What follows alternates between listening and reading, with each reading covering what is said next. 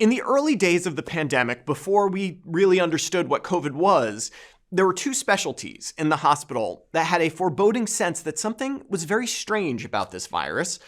The first was the pulmonologists, who noticed the striking levels of hypoxemia, low oxygen in the blood, and the rapidity with which patients who had previously been stable would crash into the intensive care unit. The second, and I mark myself among this group, were the nephrologists, because the dialysis machines stopped working right. I remember rounding on patients in the hospital receiving dialysis for kidney failure in the setting of severe COVID infection and seeing these clots forming on the dialysis filters. We had some patients that could barely get in a full treatment because the filters would clog so quickly.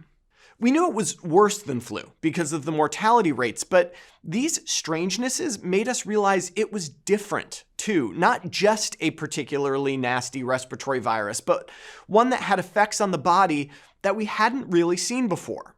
That's why I've always been interested in studies that compare what happens to patients after COVID to what happens to patients after other respiratory infections. And this week, we'll look at an intriguing study that suggests that COVID may lead to autoimmune diseases like rheumatoid arthritis, lupus, and vasculitis.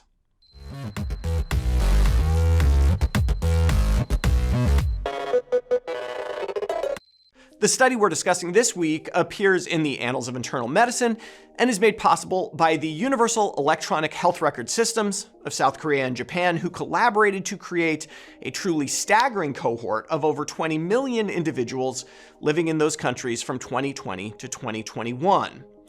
The exposure of interest, COVID infection, experienced by just under 5% of those people over the study period. Remember, there was a time when COVID infections were relatively controlled, particularly in some countries.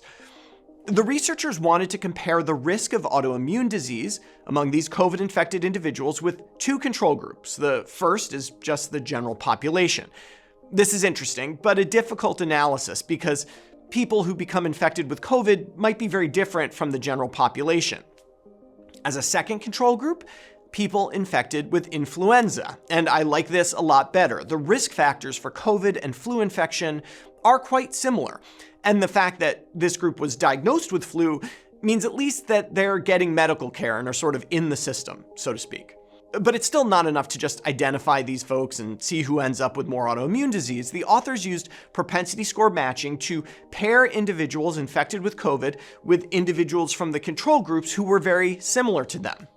I've talked about this strategy before, but the basic idea is that you build a model predicting the likelihood of infection with COVID based on a slew of factors, and the slew these authors used is pretty big, as listed here, and then stick people with similar risk of COVID together, with one member of the pair actually having got the disease and the other having eluded it, at least for the study period. Statistical balancing done, the authors looked at the risk of a variety of autoimmune diseases. Compared to those infected with flu, those infected with COVID were more likely to be diagnosed with any autoimmune condition and with connective tissue disease, and in Japan at least, inflammatory arthritis. The authors acknowledge that being diagnosed with a disease might not be the same as actually having the disease, so in another analysis, they only look at people who received treatment for the autoimmune conditions. The signals were even stronger in that group. This risk seemed to be highest in the 6 months following the COVID infection, which makes sense biologically if we think it's the infection screwing up the immune system somehow. And the risk was similar with both COVID variants present at the time of the study. The only factor that reduced the risk, you guessed it, vaccination. This is a particularly interesting finding because the exposure cohort was defined by having been infected with COVID. Therefore, the mechanism of protection from the vaccine is not prevention of infection, it's something else.